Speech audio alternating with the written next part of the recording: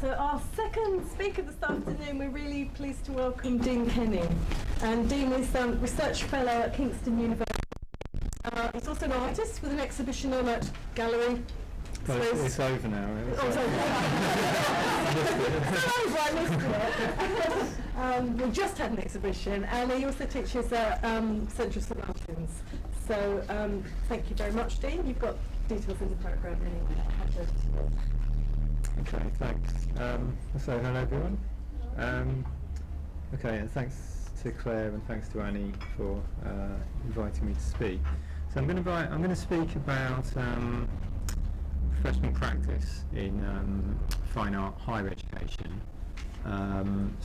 This is slightly it's a bit different from the last presentation. It's quite formal. Basically, this is work in progress. It's the first part of a much longer text that I'm working on, and this subject really comes out of a project that Q Arts did. So Sarah's here from Q Arts. I didn't know you were coming, but yeah, I'll plug her Q Arts book on professional practice, which is a very good book. Okay, so I'm just going to read from this text. So no PowerPoint or anything. Right. So it's called Art World Strategies: Neoliberalism and the Politics of Professional Practice in Fine Art Education. And this first part's called the Neoliberal Framework. Professional practice is an increasingly significant component of higher education curricula in the UK, with new cross-faculty and cross-university departments set up to service courses and assist students into employment, and ever larger amounts of curriculum time given over to deliver it. The rise of professional practice can be seen in the context of increased student numbers and an uncertain graduate jobs market, but most explicitly it is the consequence of the developing student fees regime, which was always justified on the grounds that, on average, graduates will command higher earnings relative to non-graduates, and so should be expected to contribute significantly towards their education costs. And I'm sure, as most people know, I think it's maybe the most expensive higher education now in the OECD. In terms of debt, anyway. So the use of debt to create an explicit link between higher educational study and individual future income has put the onus on universities to meet customer expectations in this regard, while the Unistat's website listing course-by-course employment and earnings outcomes for recent graduates has further incentivised competing universities to improve their relative standing in this regard, in order to appear more attractive to potential students and increasingly their parents. The tripling of fees in 2010 so as to cover full costs for arts, humanities and social science subjects was presented as an austerity measure, but has been the primary means to transform the conception of higher education from a common good focused on the production of knowledge for public benefit to a private commodity measured largely in terms of returns on investment. The interests of indebted students on one side and the employers and the national economy on the other magically aligning in the graduate jobs market. If students are now paying for their own education, so the logic goes, then they will choose an institution and a course which is more likely to assure them a better financial return. So there's immediately a problem with the rational investor model of the student when it comes to creative degrees such as fine art. They are a seriously bad bet. Government commissioned research published in 2011-12 showed that the graduate premium, that's the extra lifetime earnings of graduates compared with non-graduates, simply does not apply to students of art and design courses. And just to give you some indication, the average value added, to use that lingo, failed to cover tuition fees for female students and amounts to a net loss for male students. on the basis that men are paid more than women on average. The fact that students continue to enrol suggests either that they are economic risk takers banking on fame and commercial success, or that they have non-financial motivations for studying arts, which are strong enough to override the likelihood of a lifetime of debt. They, of course, have no choice but to assume if they want to do a degree, although with the reassurance up to now that repayment will not kick in until they are earning an average income. And we've seen some of those kind of contracts kind of slide recently. A third suggestion favoured by government is that bad decisions, in quotations, bad decisions on a personal level, which therefore represents taxpayer misinvestment, that is the non-recuperation of loans, is down to ignorance as a result of a lack of market information. The solution is to intensify market control of HE by making visible ever more detailed, trackable alumni income and employment data, no longer based on phone surveys but on inland revenue and DWP records. Readily accessible information such as this should encourage potential students to compare similar products, that is courses, in terms of likely financial yields, while providing an objective measure by which the government can assess course quality as proposed with a new teaching excellence framework. Publishing accurate earnings and employment data of graduates per institution and course, says the government, will, and this is a quotation from the white paper, will help to create an incentive and reward structure at universities by distinguishing the universities that are delivering the strongest enterprise ethos and labour market outcomes for their students. So within the white paper,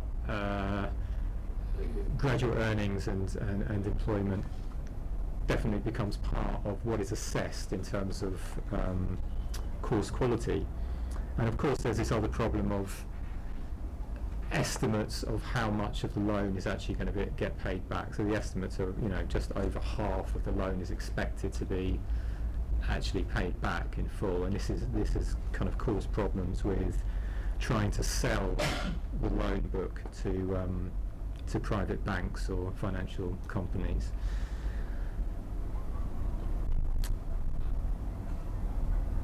Okay, I might come back to some of that as well. So in my experience, fine art students are neither naive nor unconcerned about their financial prospects. On the whole, they do not overestimate their chances of commercial success in the art world, which many view as exclusive. And they have deep concerns about their future debt and ability to earn a living after graduation. But the fact that the study of fine art is fed by beliefs and desires which contradict the financial justification given for full fees should make us wary of the growing business rhetoric which has come to infiltrate course curricula for the ostensible benefit of students. In particular, the ebullient, positivistic language of enterprise often seems incongruous when set alongside art's capacity for negativity. Those forms of critical questioning, difficulty, doubt, resistance and paradox which are so central to the teaching of fine art. This neoliberal model does more than offer career and professional sustainability advice. It targets student subjectivity itself, developing not only a customer mentality with respect to course delivery, but attitudes and forms of behaviour thought likely to advantage the individual within established competitive market conditions.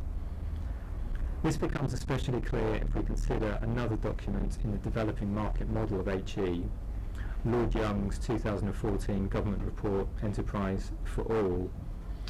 And just to say, Lord Young was the enterprise czar under the Cameron government, but he's a businessman. But he started in politics with Thatcher when he actually worked alongside Keith Joseph to begin the kind of implementation of the privatisation programmes that were unrolled throughout the 80s.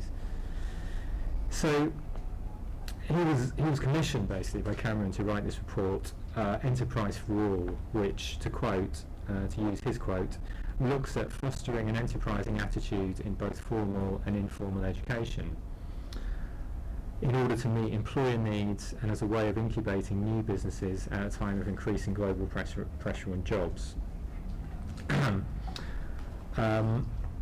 So the report is quite an interesting document. You can find it online, and it really covers from the earliest primary education up to graduate and postgraduate education. It was in this report that an explicit recommendation was first made to publish detailed graduate employment and earnings data as a way to shake up the culture of HE.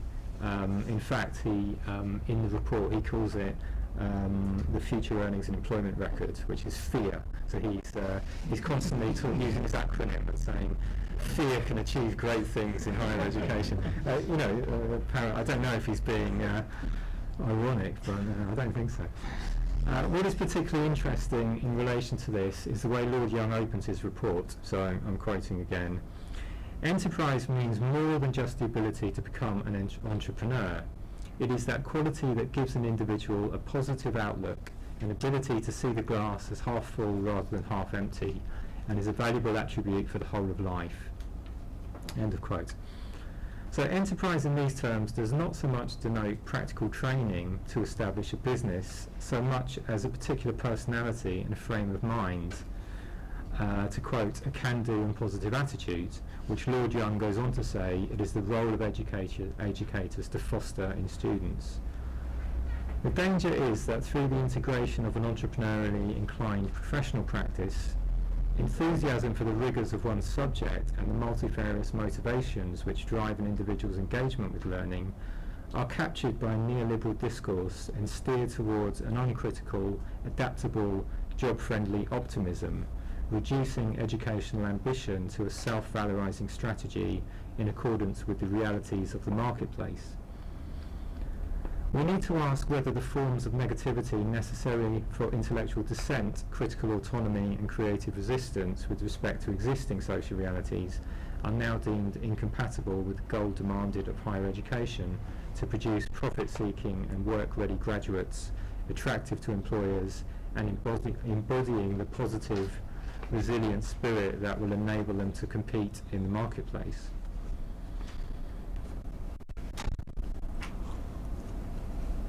The fact that education policy is now tasked with the role of changing behaviour so that student desires coalesce with economic policy should come as no surprise if we read what is happening in terms of neoliberal logic.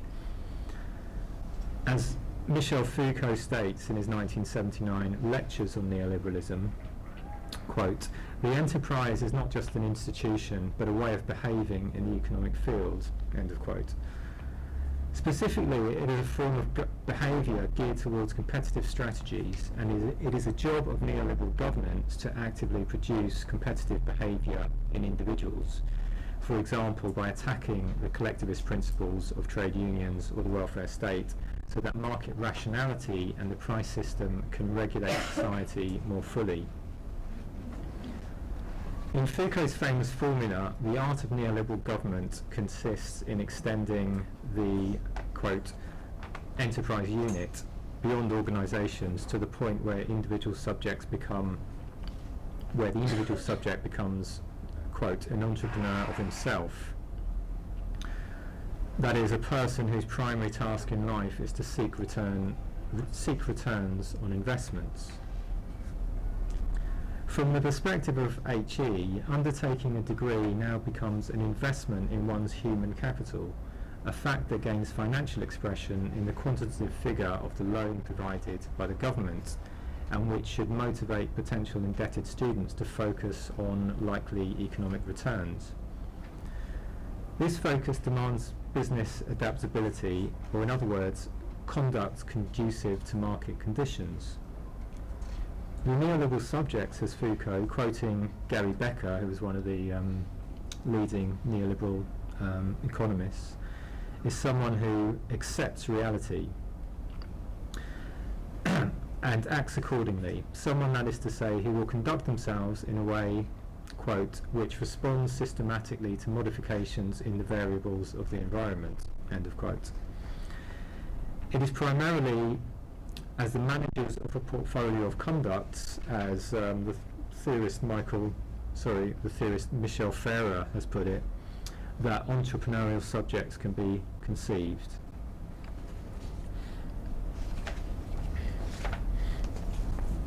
Okay, so this is part 2 of my presentation today.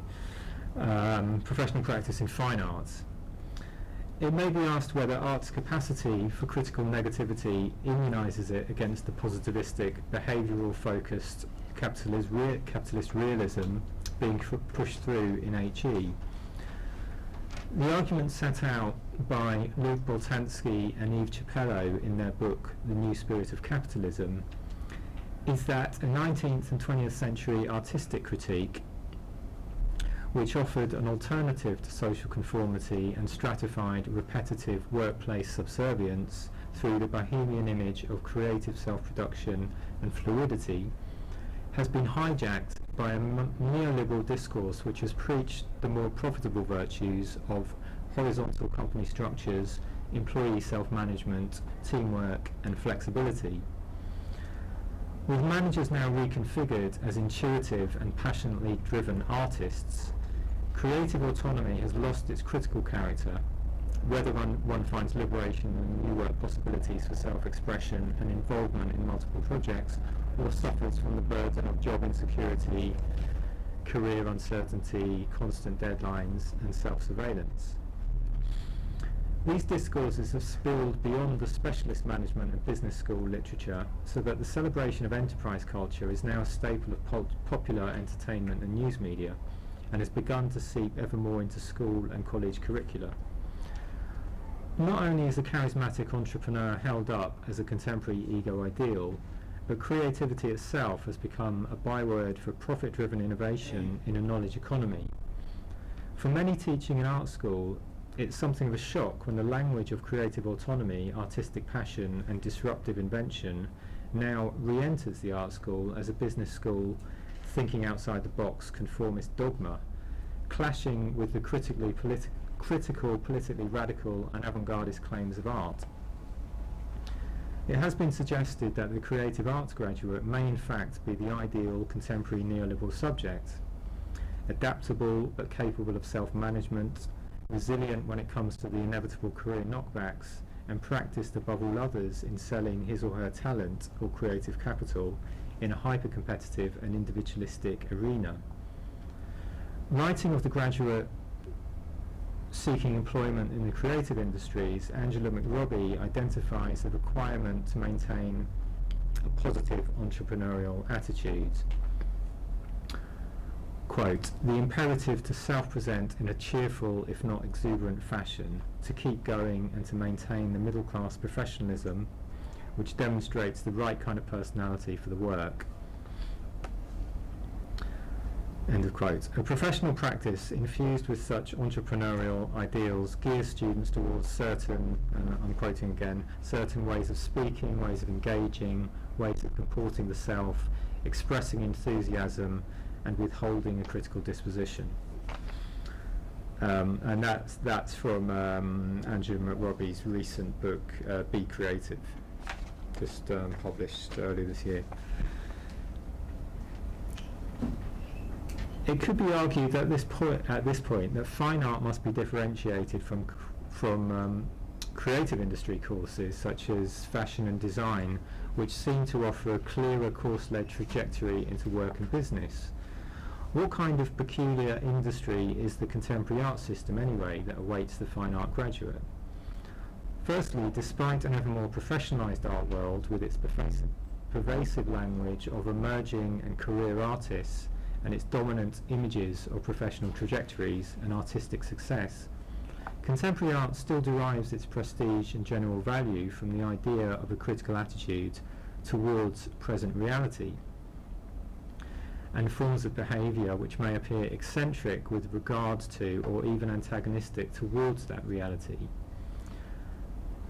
Secondly, the specific kinds of activity which the study of fine art is geared towards, that is one's art practice, is most often pursued by graduates with little or no remuneration, and therefore must usually be sustained by other paid work. Whilst fine art education itself circles around the student's individual practice, more graduates in fact make money by reproducing the art and artistic visibility of a minority of successful artists, that is by creating the professional look of those artists, rather than by producing and selling their own work and artistic status. So what specifically constitutes fine art professional practice?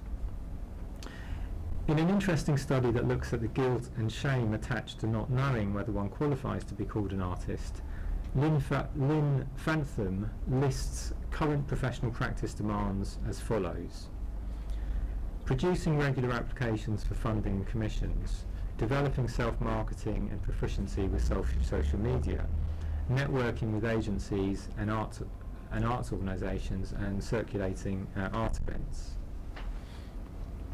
Notice that the professional here excludes any activity concerned with the primary production of artworks and is instead focused on parallel administrative and sociable practices, application filling, self-marketing and networking. The message is clear. It is not enough to make work, however good, and hope that somehow you will be discovered and people will get to see it. One must actively seek out opportunities to have one's work supported and recognised.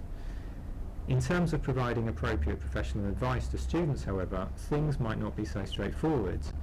For while the artist must conscientiously work at attaining recognition, this entrepreneurial endeavour must remain to some extent hidden or symbolically dissociated from the artist's primary activity if he or she is to emerge pure, recognised by curators, gallerists and collectors in the aspect of their artistic ability or genius, and through the inherent quality of their work, rather than as a result of strategic behaviour, privileged information and beneficial connections. We begin then with but I'm going to kind of end, with two perspectives on what professional practice might entail in fine art education. On the one side, there is the generalised and culturally dominant language of enterprise, familiar from TV shows and self-help manuals, deriving ultimately from a neoliberal agenda with ambitions to turn education into a private commodity and an instrument of employment, and to instill business-oriented values and attitudes in the future workforce. The enterprise discourse often appears to those in art school as something externally imposed, an alien discourse which arrives via other agents within the university, even as it can provide resources and opportunities such as work experience. In terms of employability, it identifies marketable capacity in the individual and targets behaviour. On the other side, professional practice refers to the specific activity of acquiring art world endorsement or recognition so that one can pursue and sustain a career as a practitioner in the art world. The accumulation of what I will call art world capital usually requires that artists vigilantly pursue a whole set of activities aimed at making their art practices visible to individuals with existing symbolic power, such as galleries, collectors, critics and so on. This discourse of artistic career success comes from contemporary art and so feels natural to the art school, even to the extent that the activities, forms of thinking and conduct endorsed are not recognised in terms of professional practice. So, despite a taste for a culturally dominant entrepreneurial language, fine art itself as a professional pursuit which begins in art school is very far from escaping neoliberal ideology. One thing, however, might be changing. If the sorts of competitive strategies practiced by individual artists have to some extent been taught or passed on in art school, at least the most prestigious, at an informal and opaque level for a long time, the increased demands on fine art courses to address employability and enterprise directly will inevitably lead to the operations of art world esteem being codified as a set of entrepreneurial strategies towards career success. Moves in this direction may even be praised by pro-market supporters of meritocracy in terms of a more democratic explication of the rules of the game. thus breaking a system which privileges those with existing cultural and social capital and offering opportunities to a greater number. This argument is dubious, I will argue, so long as exclusivity remains the key operator and measure of artistic value and career success. All this, however, is not to invalidate professional practice itself. In fact, as I will argue towards the end of this essay, professional practice can not only be helpful as a practical resource towards economic security and potential intellectual and creative openings, but furthermore a chance to critically and collectively discuss in a focused pedagogical arena social and economic reality in ways which do not simply prescribe how one should most opportunistically adapt to it. Okay, that's it. Thanks.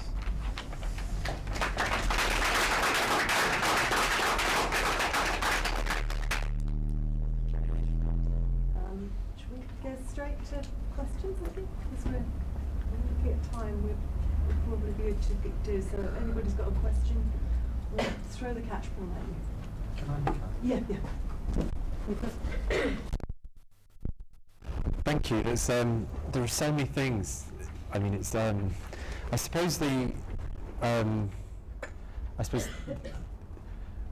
I think when you're talking, I'm trying to think of solutions, and I think that's one of the problems as well, is trying to cause a problem, because I think the whole of higher education with fine art is set up for this old-fashioned system of the hierarchy of the white cube, and everything is so slow.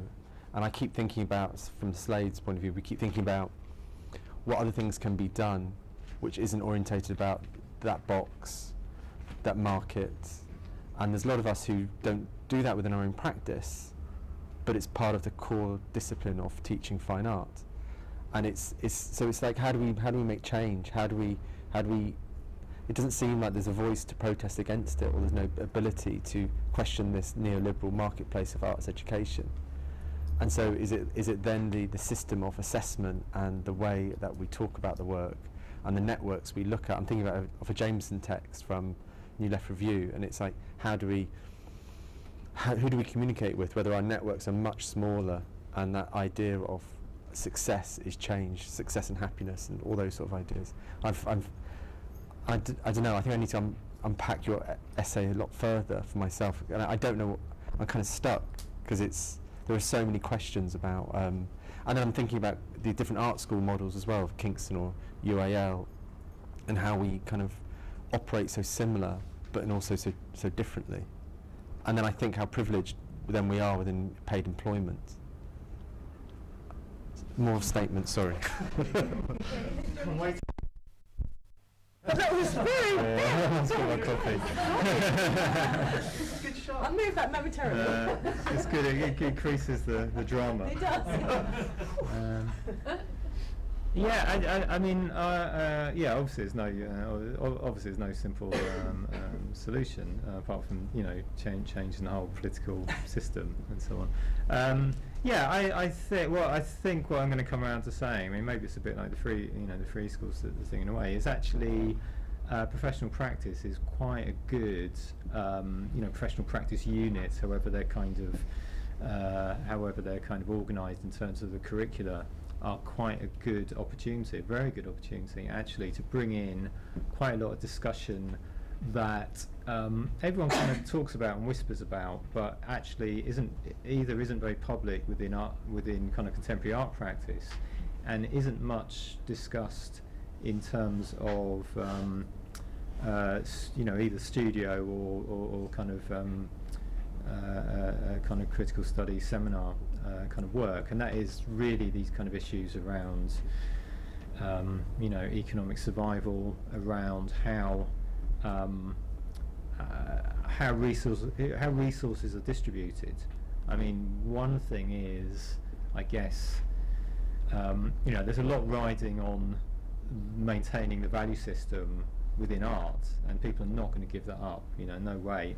But we have more potential to make influence on publicly funded institutions in a way they have, they have a certain responsibility, let's say, to deal with those kind of issues of how how cultural resourcing is just distributed both to viewers of art, but also to makers of art, whether they call themselves artists or something else.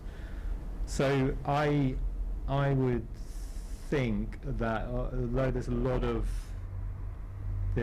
kind of political discussion around these questions of precarity, around these discussions of debt, around these discussions of I guess a kind of disenchantment with neoliberalism more generally, which seems to have benefited kind of right-wing nationalism and authoritarianism and those kind of things.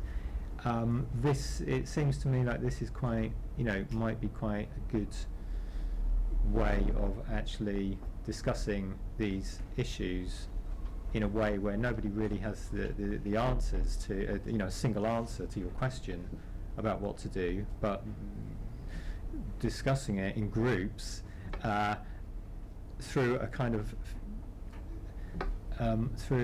feeling of solidarity, in the sense that rather than everyone being in competition, knowing that maybe only one or two people are going to actually make a career from this in 1 year, let's kind of think, well, maybe we as a group we'll be better off if we kind of get together and try and figure out some solutions to this. So I think knowledge is important. I mean, knowledge about all those things, about how to get funding, is kind of important. But to do it in a more kind of critical spirit, which addresses the kind of things that really worry students, but maybe are not addressed. When you're talking about, I don't know. When you're talking about kind of art theory and stuff like that, or Derrida or something like that, So that's it's not a solution, but that would be my direction of travel, I suppose. This is a kind of maybe a proposal for that.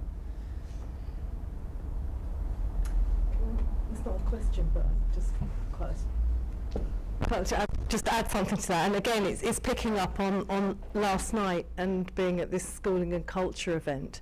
And again, on one of the things that was said there, and I see that very much as a really kind of interesting collaborative venture, not necessarily the participants aware of where that's going.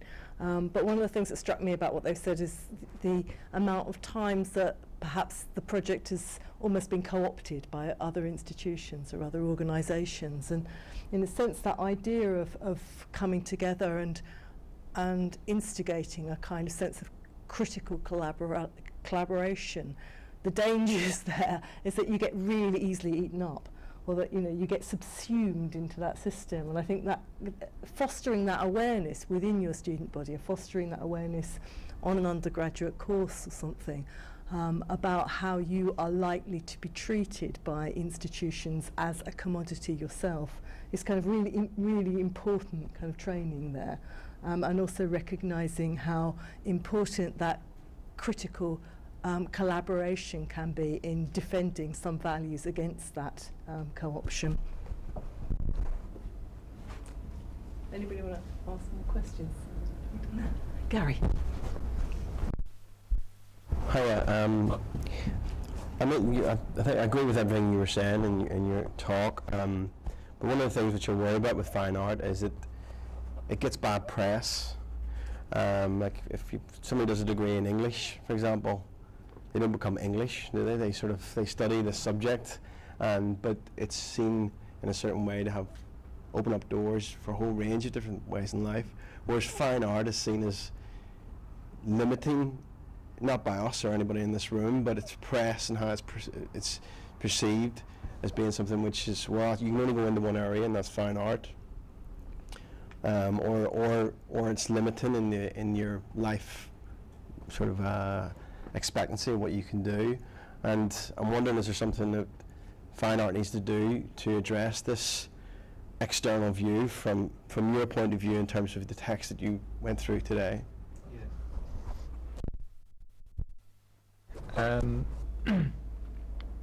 Yeah, I think you're right. I think it goes back to your point as well. It's for example, as a way of saying that they're doing professional practice, all kinds of things get relabeled, basically. So guest lectures are kind of relabeled as professional practice. In other words, this artist that you get in to give a talk is now someone from the, from the basically the kind of business that you're expecting to go into. So it's kind of I think I definitely have that frustration, actually, that what happens in art school does seem to reflect in quite a limited way a certain vision of what art is, what a successful artist is, what art looks like, and it's basically something that you make something in a studio and then you show it in a gallery. The people you come in are the kind of more famous artists and so on, who are I really am much more drawn to, I think, what the philosopher artist in that school, I can't find, was talking about, as something I'm interested in, drawing as thinking, really. I mean, that's kind of so. But there's also a problem, because the other side of that is the way that fine art really gets marketed to potential students, and particularly to their parents, as this kind of form of creative flexibility. I remember being told about, artists are like T-shaped people. I don't know if anyone heard of that, but like a T-shaped person is someone who has this kind of the kind of language of this this kind of stuff. But something kind of grounded is somewhat in one thing, but then is stretching out and can do all kinds of things. So actually, an artist will make a really good lawyer because they're so creative, or they make a really good investment banker because they're so creative. They can kind of do anything, and this is often presented as a kind of, I don't know, some kind of developed capacity or innate talent, and this word talent is used quite a lot. So I suppose again it's the question of how what you see is essential to art, or what are the kind of the essential kind of ambitions of an art education. I would locate that within a kind of sense of criticality, both towards a certain image of what an artist is and what an artist does, but on the other hand, in terms of this flexible kind of positive creative person who can kind of do a bit, can juggle a lot of things, and can manage stress and short-term contracts and all that kind of thing, and nothing's really a problem. So that's why I think there's a tendency to reject something like an entrepreneurial discourse from a bohemian position, let's say, and I don't really buy that, because I see that's not really the problem. The problem is more about how to critically and creatively and imaginatively kind of address those problems with a wider kind of structural sense of what's going on, because this is a problem of neoliberalism, or that's its great attraction in a way, is that with the neoliberal kind of mentality, you totally eliminate a kind of outside. There's just you. There's human capital which you develop through, educating yourself by getting a degree, by whatever, going to the gym or whatever. But basically, there's just you, and you kind of expand through these kind of forms of return on your investment in time and money and so on. Keep so going I think back to education, keep spending more on it. It's also Yeah. the discourse of that, Yeah. I mean, like, an MA is worth nothing now. If you don't have a PhD, it's like kind of, PhD what a BA used to be 10 years ago or something like that. So yeah, there's a bit of a con there, seen in those terms anyway. One there.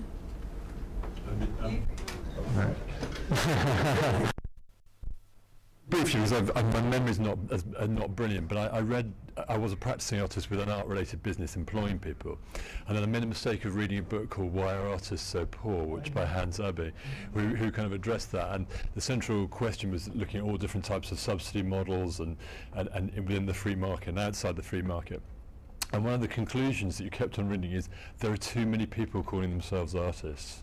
And that, you know, there is, and it was quite fundamental, was that there isn't enough subsidy to go around, there are not enough people buying art, and that artists don't perform. You mentioned the rational consumer of someone deciding to do art not for a commercial or other reason. In the same way that people decide to be artists and maybe continue long after there's a rational economic reason for that. Now, I don't subscribe to that total reductionist argument, but that is nonetheless the economy that we work in, and informs the subsidy decisions and all sorts, and that there's not enough understanding of that maybe that there can't be as many artists as we'd ideally like. I maybe got that conclusion wrong, sorry.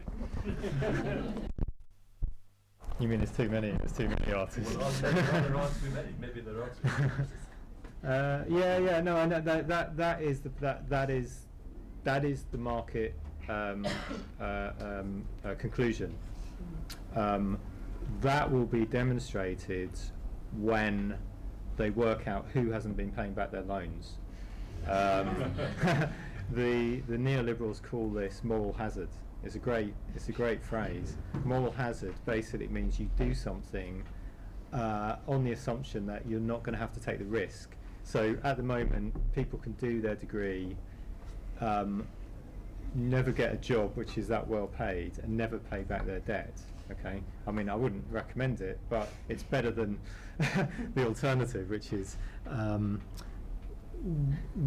is where, let's say, the extension of the loan system would go if you really believed in a market solution, which, you know, the people in government do, they really do.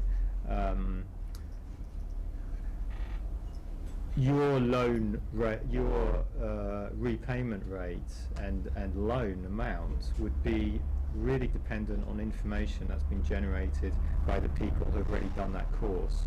So there'd be clear strata of kind of, you know, subprime students up to the kind of elite students. You know, so if you're going to this college which is not very prestigious, which is you're doing something like fine art or one of the other subjects with poor kind of returns, you'll pay a massive interest rate. You'll only get this much loan, or you simply be refused. So that would be the market answer. People will just not do. They'll start closing, and they are going to start closing. Courses are going to start closing now, and the government say, well, the market's decided there's too many artists. That's the problem for the market. So I reject that. I think I'd like to see more artists actually, and I think that kind of school that we saw earlier, that's a really good kind of starting point maybe for that. So the question would then be, actually there is loads of money in the market. There's so much money, but of course that money is all about speculative investments based on the fact that only a few people will get to the top. I tend to think that most artists, including the exhibition I had which is closed, one of the reasons it's closed so early, you can do exhibitions very, very cheaply. What happens when you gain a certain status or you have a certain institution is that lots and lots of money gets spent on fewer and fewer people. So I think that would be towards the kind of answer that I would say is that at least within the public system, and there is still money, tax money for institutions in this country, maybe they should think about their models of kind of distribution, how they spread that a bit more, because obviously there is an awful lot of fine art students. People want to do the subject. So how does the wider art community support that? Not that everyone's going to make lots of money, but how do they support at least some kind of practical facility of the graduates. Dean's question there, and then Kieran again.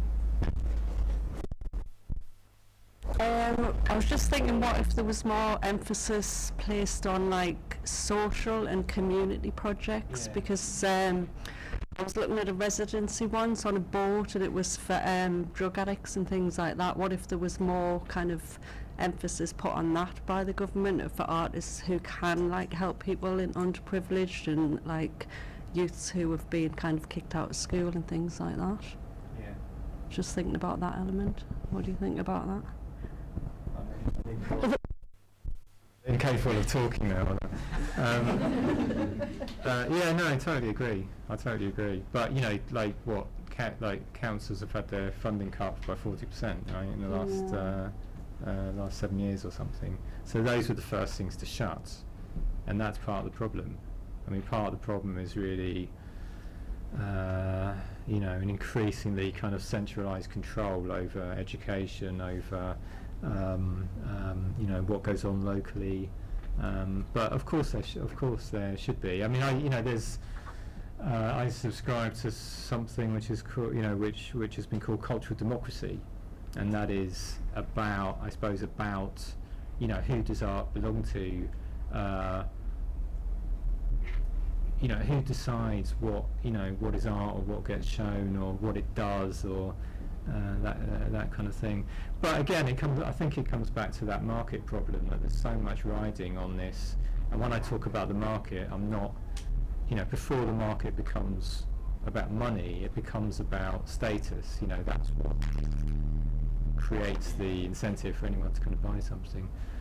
So yeah, it's all a bit kind of upside down, but maybe there's ways to kind of put pressure. There are a lot of community curating kind of things going on in galleries, but at the same time they do those things, they seem to become more exclusive in terms of creating a kind of barrier to entry, expensive restaurants, or hiring the space out for posh dues and that kind of thing. So I think it would probably have something to do with maybe more connection between public galleries and the kind of areas in which they exist in, and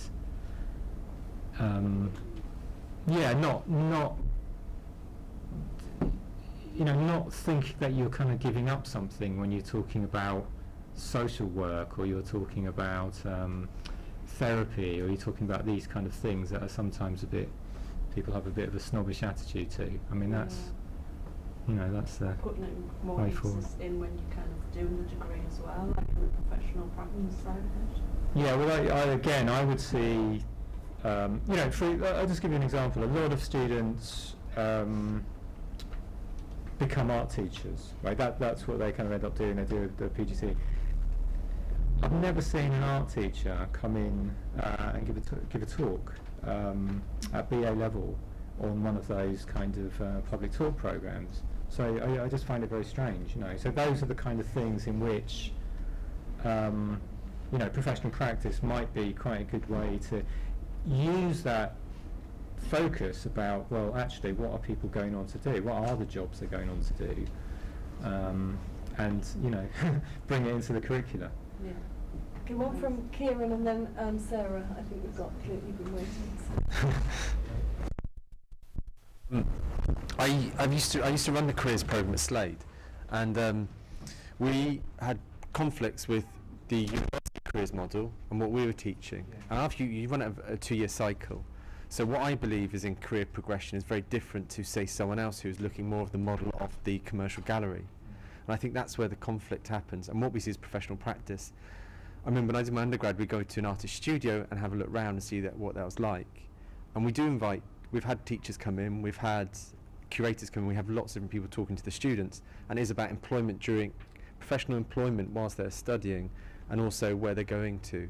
But then again, it's looking at, it comes down to the politics of the actual staff member delivering the professional development. It does, yeah. And I think that's, shouldn't say it doesn't happen.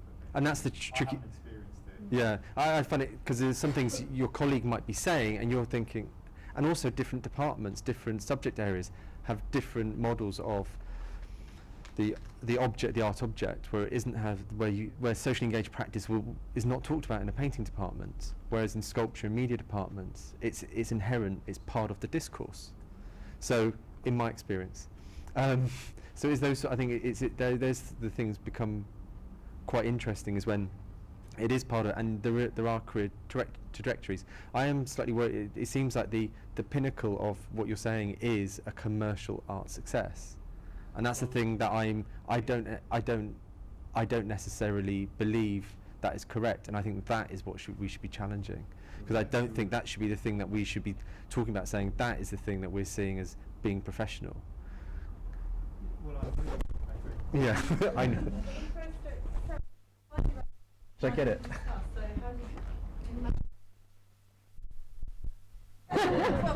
You knocked me out. Yeah, no, sort of linking to both of that, I was just sort of drawing like diagrams as you were talking, and the one that I drew is Show me afterwards. they're not that great. One's a triangle and one's like 2 train tracks. But as you were talking about the hierarchy, I was obviously drawing this triangle where when you're in art school you get this sort of like funneling towards this socially endorsed hierarchy of the pinnacle of the art world, and whether it's socially engaged practice or the preferred term of like relational practice, which was particularly more dominant at Goldsmiths, it still ultimately funnels towards this sort of like art world endorsement. So it does this. So I was just thinking, like, what if it looks more like this, or more like this? And actually, art schools maybe not only promoted wider routes out of art education, but visibly, but perhaps also invested time. I mean, in like developing the audience for art, and took on a role of that, because maybe one of the reasons that it is so constrained is because so few people engage with it, and it's limited to such a select group of people. Yeah. Perhaps. No, I agree. I think it's important for institutions to become much more engaged with their, local area. I mean, that seems to me the way to do it, and that's the particular tragedy of this kind of debt model, which has already seen a massive collapse in kind of part-time study. I mean, that's been the real victim so far. But if the universities is a business that's competing against all the other universities, if the individual students are, investors competing in a marketplace for, that narrows the understanding of education, and it narrows this kind of, as I said, this kind of expanded notion of a kind of public good. And what would that public good be? The university shouldn't just be there to run courses for students. It could have a much wider role, social role, community role. Why not? It has all these amazing facilities. Yeah. People should be able to come in and use them. But that directly goes against the business model of what these things are. And why should someone else use this thing if a student's paying all this money to use it? I mean, I've already encountered this in terms of staff using things now. Staff they're not paying the fee, so why should they kind of use the facilities? That's the logic of it. But yeah, of course, I agree. Okay, we're going to Check your stop with diagram. questions now, because we've got to have, I think we really be great to have some time to talk on your tables. If you're happy with the tables you're on and the people that you're with this morning, then please stay there. But I think we can make 20 minutes for some more discussion. We're not framing this because we know you didn't take any notice of those questions this morning anyway.